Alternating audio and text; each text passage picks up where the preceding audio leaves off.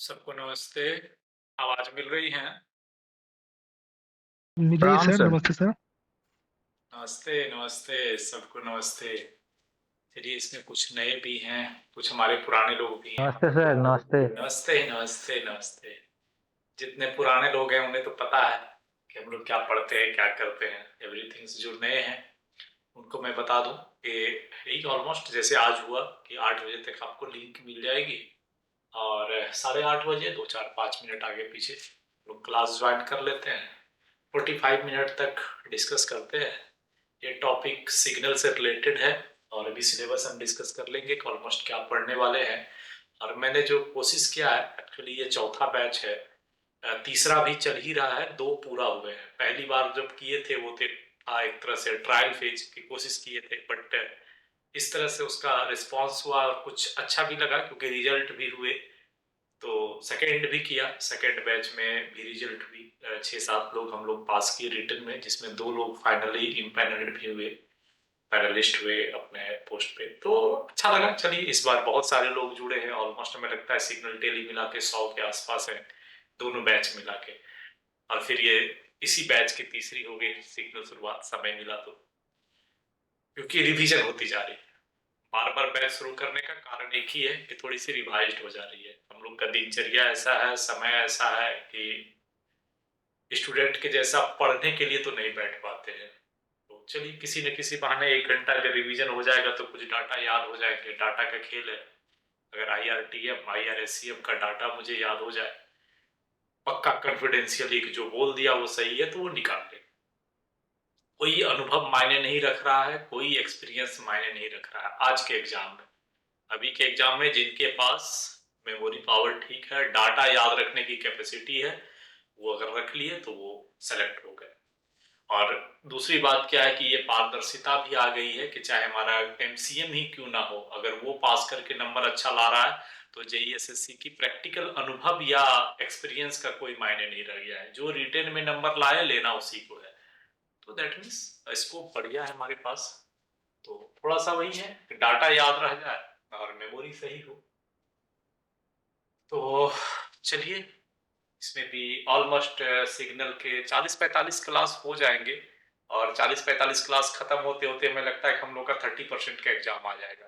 क्योंकि पिछली बैच हमने नवंबर में शुरू किया था, तो नवंबर दिसंबर जनवरी फरवरी ऑलमोस्ट चौथा मंथ पूरा होने जा रहा है, और अभी भी 7 8 क्लास बचे हुए हैं। दैट मीन्स समय लगता है, क्योंकि महीना में 8 या 10 क्लास हम लोग कर पाएंगे।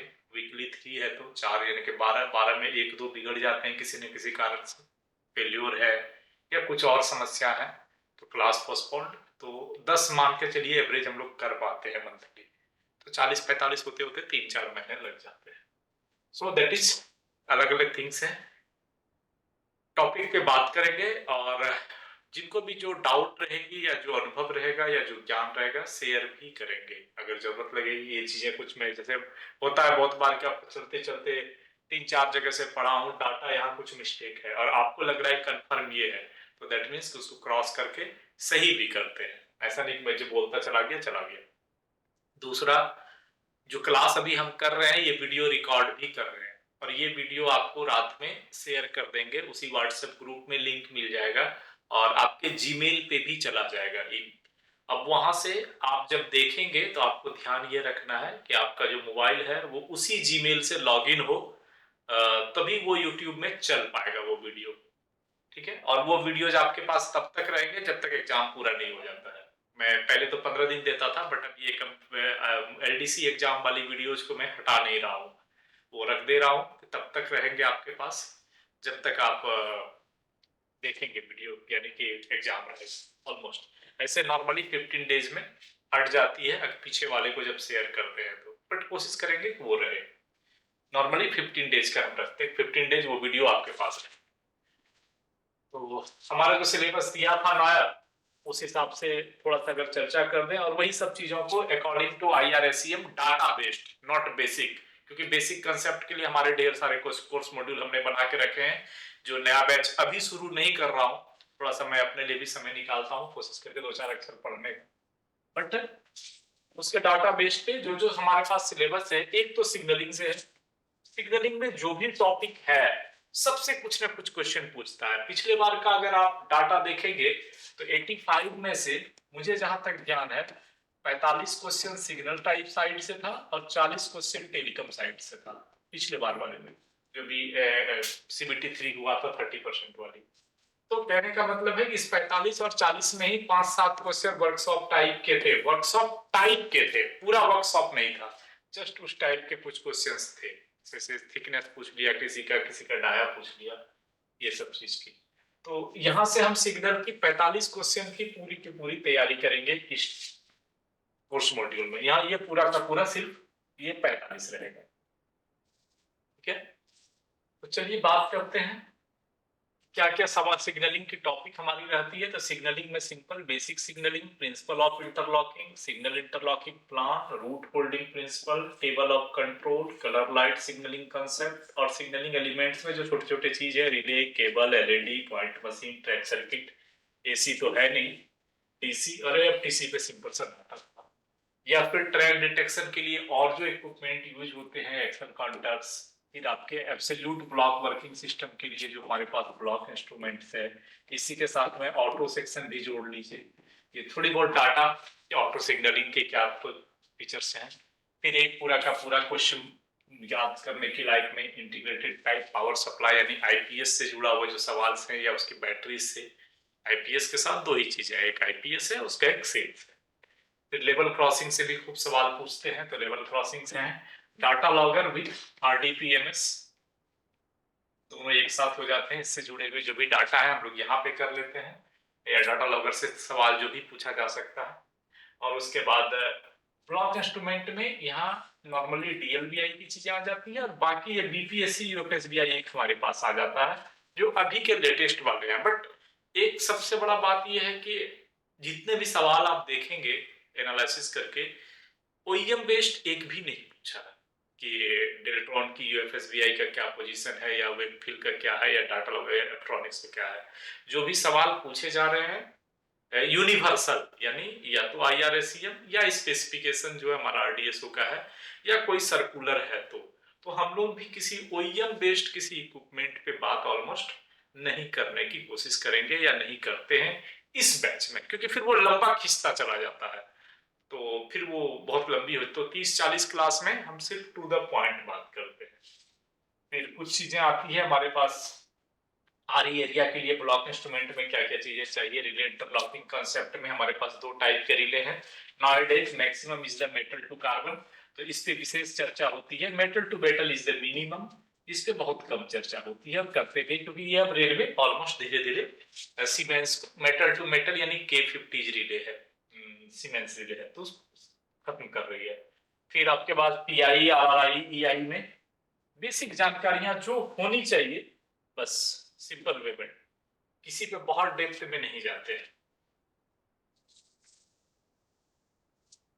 यही आरआरआई यही की जो भी सिंपल चीजें हैं, टेक्निकल जो भी डाटा वहां से निकल के आएंगे। अर्थिंग मोस्ट इंपॉर्टेंट थिंग्स है, अर्थिंग और एलपीडी, इस पे एक सवाल रहता ही रहता है, एक या दो, उसको लेते हैं।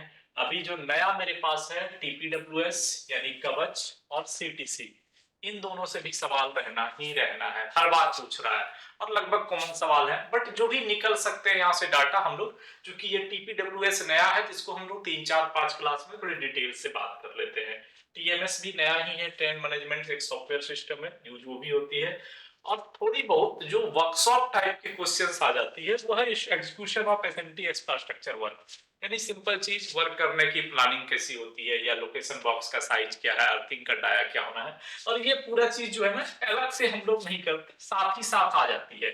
इसके साथ अलग से हमारा क्या आता है, जो हमारे पास है जैसे सीआरएस सेक्शन, डॉक्यूमेंटेशन, या लेटरिंग भेजते हैं सीए प्रिंसिपल सीएसटी सेक्शन, इससे एक आध सवाल रह जाता है कि किस में सीआरएस सेक्शन चाहिए, किस में नहीं चाहिए, खास करके वैलिडिटी खूब पूछती है, तो वो सब पॉइंट यहाँ पे आ जाते हैं। और इस तरह से हमारा सिग्नलिंग का रेलवे बोर्ड की तरफ से जो भी सिलेबस है वो यहाँ पे आपको पूरा का पूरा कवर हो जाता है according to 30% syllabus, according to 30% syllabus. और हम लोग ये वाली बैच, इसके पहले जो मैंने 3 किया था चीजें तो यही पढ़े उसमें भी पूरा, बट वो 70% को फोकस करके थी। 70% की क्वेश्चंस का जो स्टैंडर्ड है वो 30 से थोड़ा इजी रहता है, ऐसा नहीं रहता है 30 में थोड़े और डेप्थ में जाते हैं। बट चीजें हम लोगों ने उसमें भी यही पढ़ी। अब है क्या कि आप जितनी बार डिस्कस करेंगे, रट्टा मारी हुई कोई चीजें है नहीं, तो हर बार कुछ ना कुछ तो अलग हो ही जाता है। तो ये हमारा फोर्थ बैच इस तरह से होगा। बाकी पुराने जो हैं उनको तो मे बी सारी चीज सही है, नए दो चार लोग भी जुड़े हैं इसमें, उनका मन में कुछ सवाल हो तो पूछ सकते हैं कि हमारे साथ जो पहली बार जुड़े हैं, अगर कुछ मन में क्यूरियोसिटी हो, सवाल हो तैयारी को लेके, प्रिपरेशन को लेके, कुछ बातें हो तो हमसे पूछ सकते हैं, फिर हम लोग धीरे से क्लास को आगे बढ़ाएंगे। या एग्जाम को लेके कोई मन में डाउट सवाल कुछ भी हो।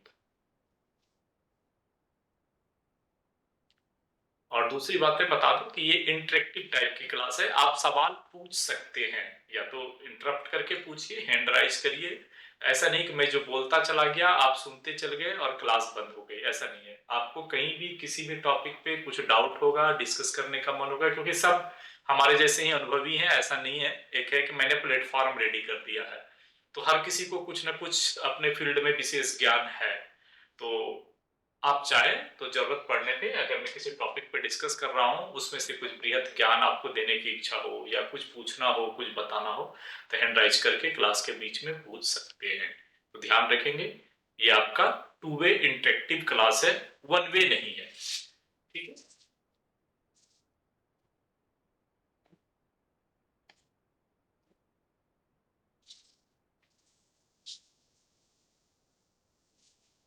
तो हम स्टार्ट करते हैं बेसिक्स ऑफ सिग्नलिंग से। और बेसिक्स ऑफ सिग्नलिंग में बहुत कुछ समझाने की कोशिश नहीं करते हैं। ऐसे बेसिक्स ऑफ सिग्नलिंग की मेरी सिंगल टॉपिक है RS001।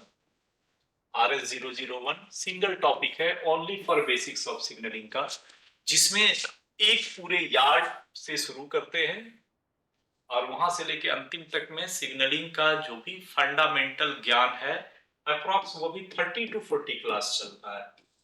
सब चीज बताते हैं, मतलब डिस्कस करते हैं। किसी नए व्यक्ति को अगर मैं बेसिक पूरा हम लोग डिस्कस कर लेते हैं, तो फिर उसे ये नहीं लगता है कि हम सिग्नलिंग नहीं जानते हैं, बेसिक आइडिया हो जाती है। तो दैट इज वो सब सेपरेट अलग अलग कोर्स मॉड्यूल है। यहाँ पे जो भी बातें हम करेंगे, समझिए वो हर लाइन एक क्वेश्चन है। एक तरह से अगर समझेंगे, एवरी लाइन यानी एवरी बॉक्स जो आपको मिलेगा वो 1 और 2 क्वेश्चन है।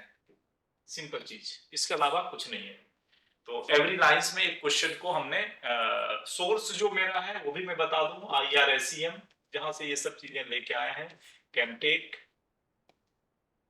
And RDSO specifications. और इन तीनों के अलावा कुछ मिले तो रिसेट नोट्स, बट ये लास्ट में फॉलो करता हूँ। मेनली मेरा जो प्रयास रहता है इन तीनों के लेके, इसलिए डाटा में बहुत बार कंफ्यूजन भी बहुत हो जाती है मेरे साथ, बट कोशिश यहां से होती है। ठीक है। Next things, basics of signalling. सबसे पहली बात, जो पहला ही वर्ड है हमारे पास, कि जितने भी सिग्नलिंग सिस्टम्स हो उसकी पॉसिबिलिटी रखना है free from Phantom indication. Signal shall be free from possibility of Phantom indications. तो एक तो ये याद रखने वाली चीजें हो गई, सीधा क्वेश्चन पूछता है। और दूसरी चीज अगर इसको समझने की कोशिश करें तो फैंटम इंडिकेशंस क्या है, कि किसी भी प्रकार का कोई लाइट वाइट इधर उधर से अगर आ रहा है तो वो सिग्नलिंग को ऑब्स्ट्रक्ट ना करे।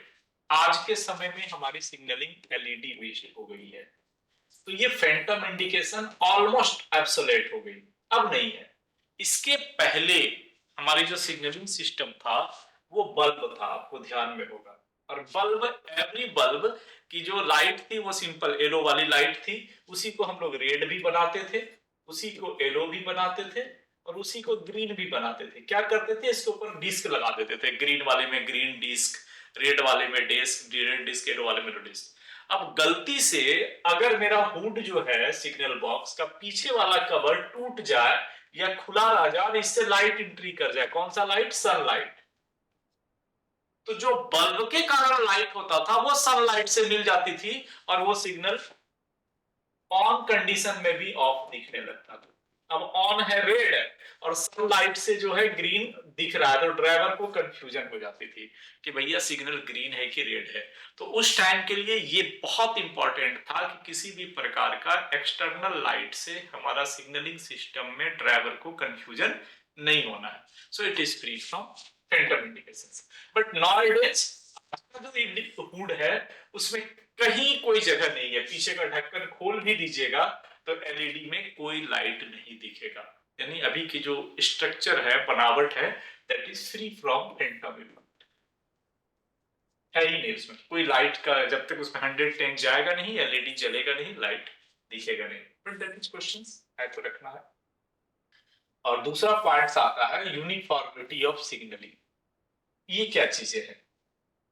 यूनिफॉर्मिटी का मतलब होता है, आपको पता है हमारे पास अब तो ऐसे नहीं है बट रिटेन में आज भी हैं हमारे पास सिग्नलिंग सिस्टम को। अगर आप सिग्नल वाले को पता है, जो टेलीकॉम से रहेंगे उनको थोड़ा पता ना होना चाहिए कि हमारे पास जो सिग्नल्स हैं वो 2-3 टाइप के हैं नॉर्मली। क्योंकि सिग्नल्स क्या है? Signals just like a communication between two person, दो आदमी के बीच का कम्युनिकेशन है और उस कम्युनिकेशन का ये मीडिया है। और ऊपर वाले ने हम लोगों को कम्युनिकेशन करने का 4-5 तरीके ही दिए हैं। एक स्पर्श से कोई मुझे टच करे तो कम्युनिकेशन होता है, एक सुनने के लिए दिया तो कम्युनिकेशन होता है, दूसरा देखने के लिए दिया तो कम्युनिकेशन होता है, और चौथा एक जो सुगंध है कोई आप अनुभव कर सकते हैं वो कम्युनिकेशन है। ये सारे कम्युनिकेशन ही है। टेस्ट, कोई खाना खा रहे हैं मीठा खट्टा, वो भी कम्युनिकेशन है। तो यहाँ पे चाहे किसी के साथ में बाइफरकेटेड कम्युनिकेशन करना है तो हम 2 टाइप के कम्युनिकेशन हमारी यूज होती है, एक विजुअल और दूसरा ऑडिएबल। हम 2 टाइप के कम्युनिकेशन यूज कर रहे हैं, रेलवे भी या कोई भी जो हमारे पास बात करने का तरीका है एक दूसरे से, ये 2 यूज करते हैं, विजुअल और ऑडिएबल। ऑडिएबल में रेलवे में क्या क्या है? ऑडिएबल में रेलवे में आपके पास वॉकी टॉकीज हैं जितने टाइप के, विस्लिंग है। अब वॉकी टॉकीज में पीए सिस्टम, वॉकी टॉकी, ये वो नरफन जितना लीजिए। तो वॉकी टॉकी और विस्लिंग तो आपके पास है ऑडिएबल में। विजुअल में क्या क्या है आपके पास? रेलवे जो यूज करती है विजुअल में, that is the MSCLS, colour light है, सीमाफोर है, हैंड फ्लैग है, और उसके बाद में फ्लेयर है। ठीक है। अच्छा, ऑडिएबल में एक और यहाँ पे है, छूट गई, that is the detonator. Detonator है। ये सिग्नलिंग सिस्टम अभी आप यूज कर रहे हैं, यानी MSCLS that means colour light, MSCLS 2 CLS that is the colour light, MA उसकी अपग्रेडेड वर्जन है। सीमेंस इसमें लाइट नहीं थी, पंखा जैसे लगे रहते थे पहले और यूज होता था। अब ये ऑलमोस्ट नहीं के बराबर है। सिलेबस में, किताब में, जीआर में आज भी चर्चा है, तो एक क्वेश्चन उससे नहीं पूछते हैं, बस जानकारी के लिए। तो एमएससीएलएस हो गई, सीमाफोर हो गया। हैंड फ्लैग यूज होता ही होता, हम लोग को झंडा दिखाते हैं, और रात के समय में hand torch, tricolour torch, hand की ट्राइकलर टॉर्च, ये दोनों भी। और ये दोनों फिक्स सिग्नल हैं, this two are fix signal. This is the movable signal.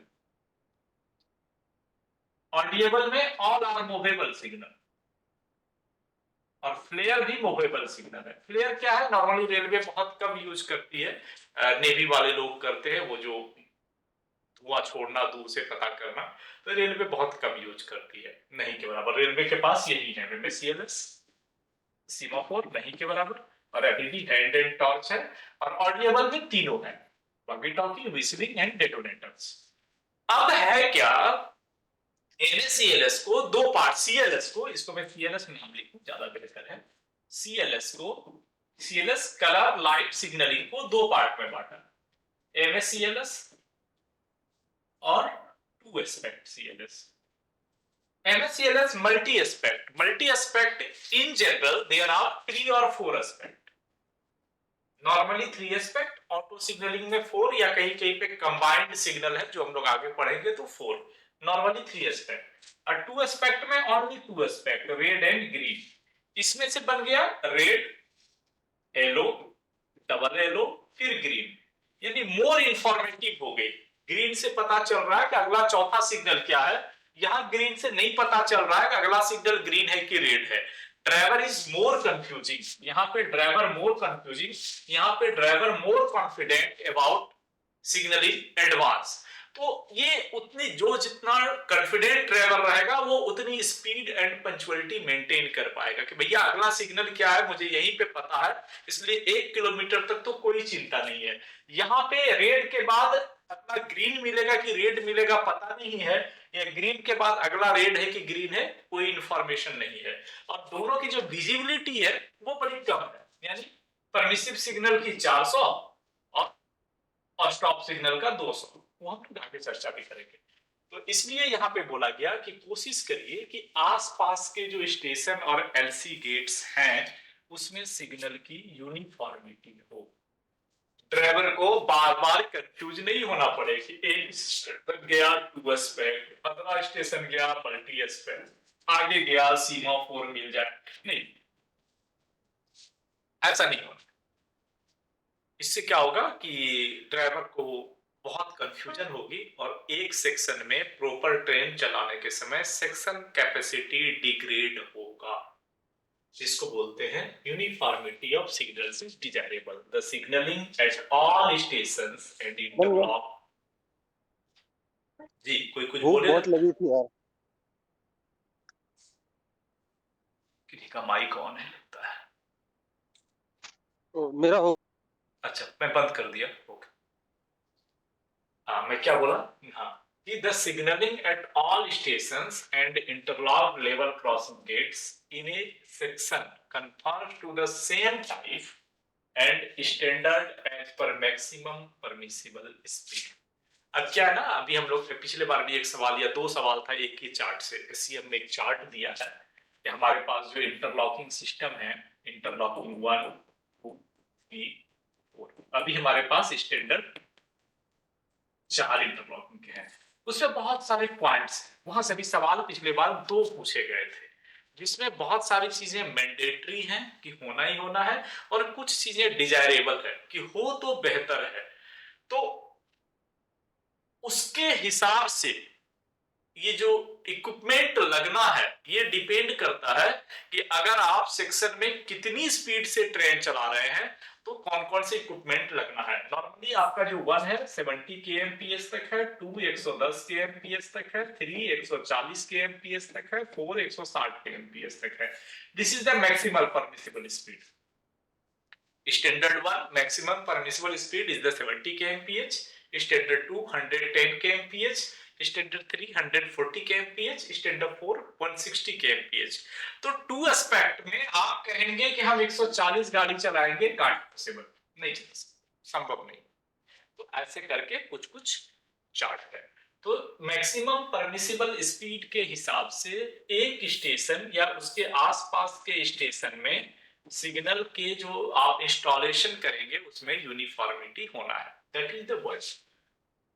अगर नहीं हो सकता है, बहुत बार ऐसी सिचुएशंस आती है, यहां तक आप आए एमएससीएलएस में और यहां से एक ब्रांच लाइन निकल गई, दैट इज द 2 एस्पेक्ट। तो ये पूरा ब्रांच लाइन तो करेगा, लेकिन यहां से यहां जो एंट्री हो रही है that point is entry point, जो हम लोग आगे पढ़ेंगे कि उसके लिए आपको फिर एफएसएस में एक लीजेंड बोर्ड लगाना पड़ता है।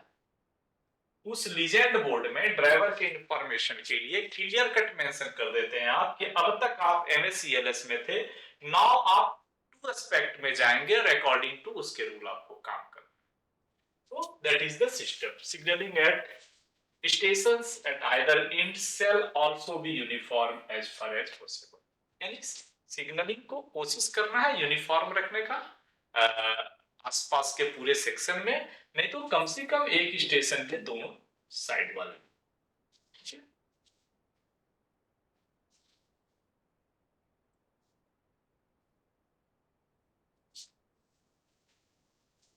इन जनरल हमारे पास इंडिया में जो ड्राइविंग का सिचुएशन है वो हम लेफ्ट हैंड ड्राइव करते हैं, यानी हम अपने बाएं वाले को फॉलो करते हैं। तो ट्रेन ड्राइविंग में भी सेम है, आपके पास जब ट्रेन लेके कोई ड्राइवर जा रहा है तो इसको लेफ्ट साइड को फॉलो करना है। तो that means all the signals, जो पोजीशंस ऑफ सिग्नल्स होगा that is normally left side, normally left side.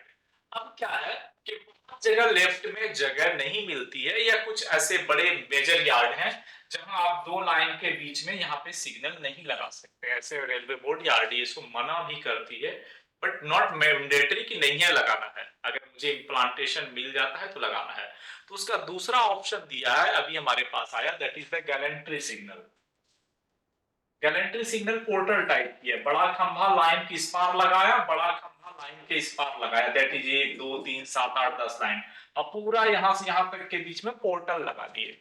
अब इस पोर्टल से एवरी लाइन के ऊपर सिग्नल को नीचे हैंगिंग कर दिया गया है। तो either signals are installed at the left और above the line, that is the question. अरे जो पूछता है नायक वो लिखेगा left, above the line, both, none of these, that is confusable। कि अगर हम सिर्फ लेफ्ट दिमाग में रखें तो ये वाला आएगा नहीं, और हम लेफ्ट मार के आएंगे करेक्ट पक्का, घर आए गलत। और यही होता।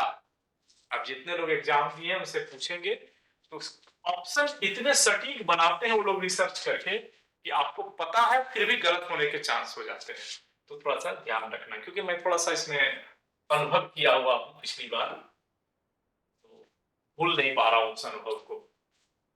मिस्टेक होती है तो मिस्टेक नहीं होना है। तो दैट इज लेफ्ट और above the line to which they apply unless authorized by special instructions।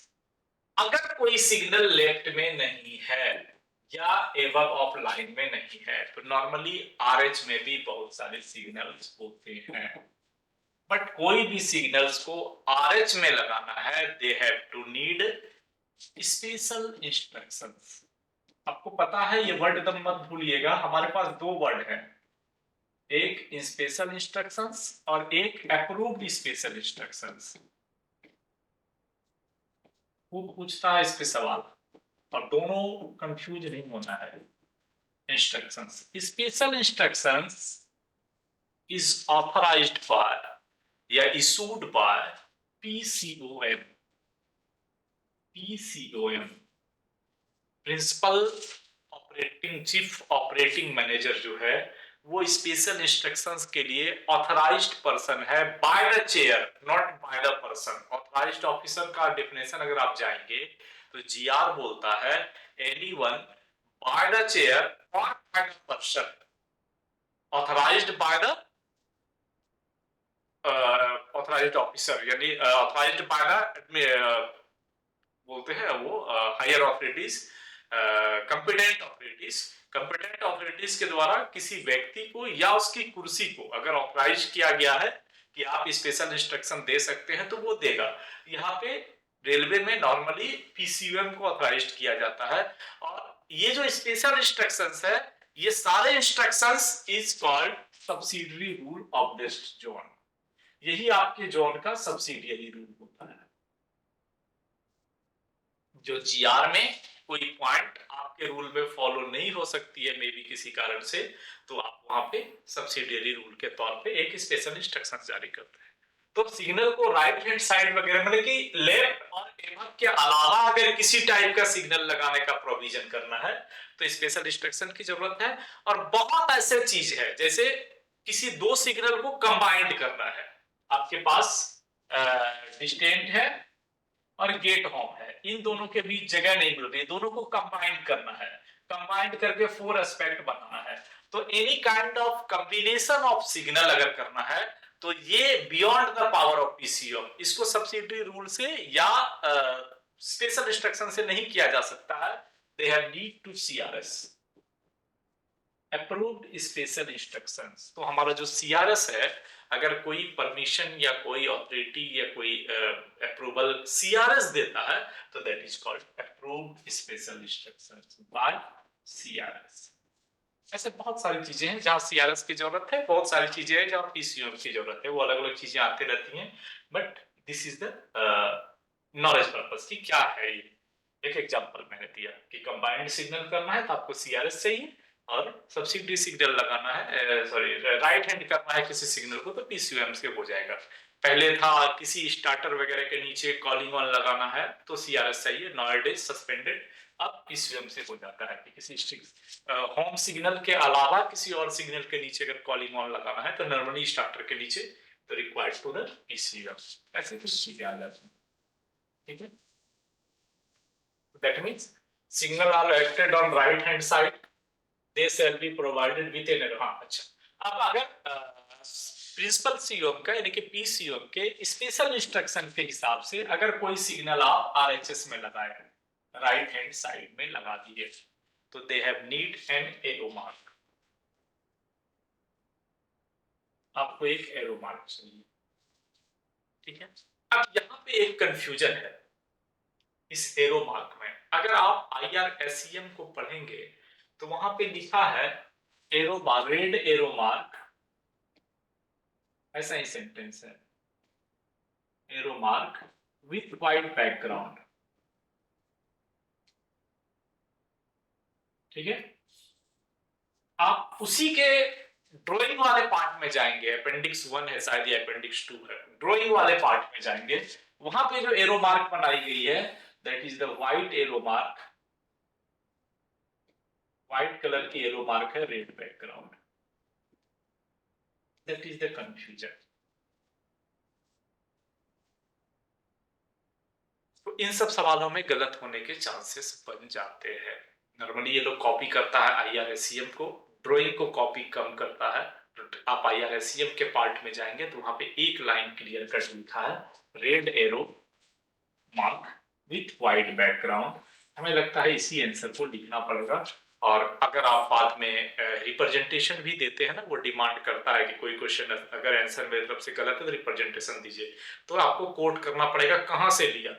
तो ड्राइंग और हमारा जो रिटर्न में लिखा है, इन दोनों को मिला के कोट करने से होता जाता कुछ नहीं है, बट मैं एक कंफ्यूजन बता दिया, आप लोग देख सकते हैं।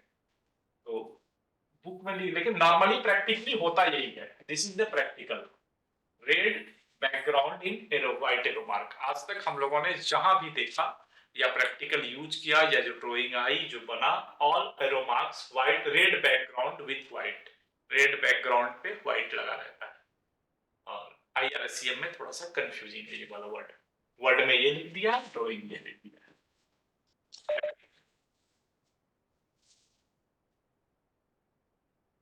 जी कोई कुछ बोल रहे थे लगता है। एससीआर में सर वही हो रहा है फॉलो, कौन सा? मतलब रेड जो है ना, मतलब तीर का मतलब इंडिकेशन रेड रहेगा और मतलब व्हाइट बैकग्राउंड, वाइट नहीं ये बैकग्राउंड है। यही लिखा है एससीएम में, यही लिखा है वर्ड। और इसका ड्राइंग में जाइए, हम्म, उसी आईआरएसईएम की ड्राइंग में चले जाइए, वहां पे रेड बैकग्राउंड पे व्हाइट है।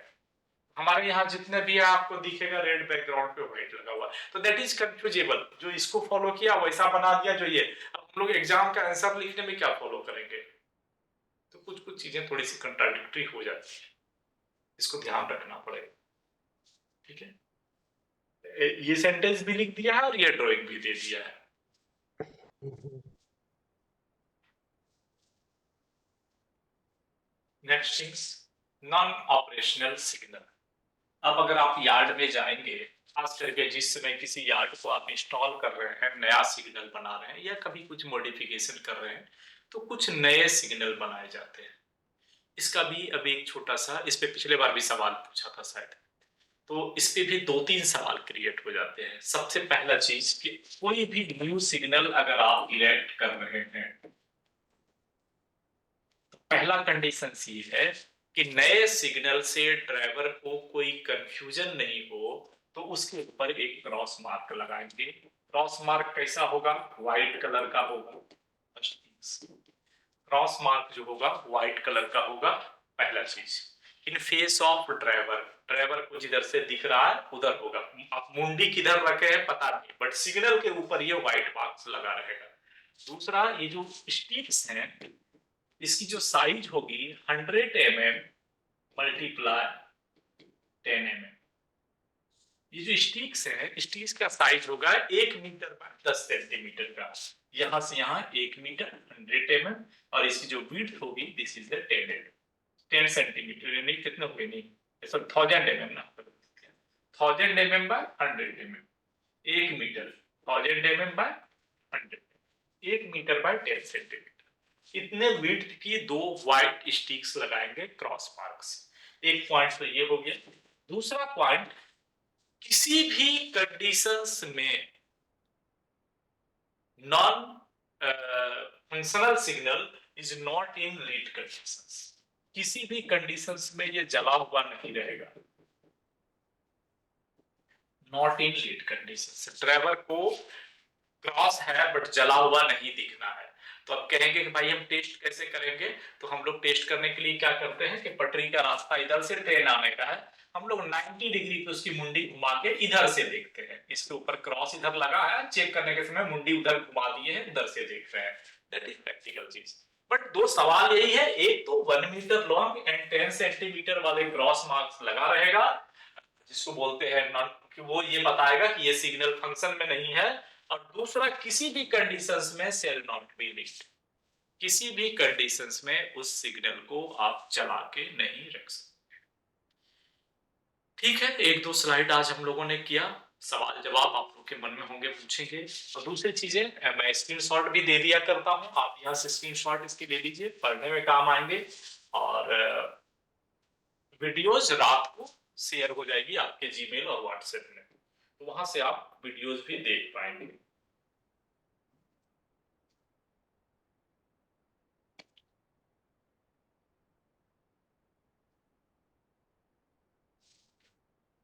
इसकी स्क्रीनशॉट रख लीजिए।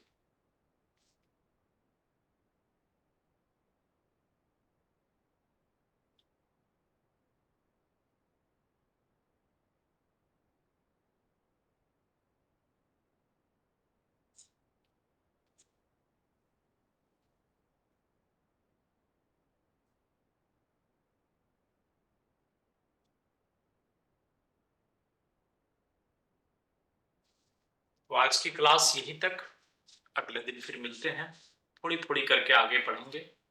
और कुछ छूटे पढ़े या जरूरत हो तो व्हाट्सएप में मैसेज भी कर सकते हैं या क्लास के दौरान बता भी सकते हैं। बाकी 30% के लिए और बैच शुरू नहीं होगी। मित्र लोगों में आप लोगों के कोई भी इच्छुक है जो जुड़ना चाहते हैं तो मैसेज फॉरवर्ड उनको भी करेंगे। साथ में जितने लोग जुड़ते हैं अपनी टीम उतनी मजबूत होती है। बाकी आज के लिए शुभ रात्रि।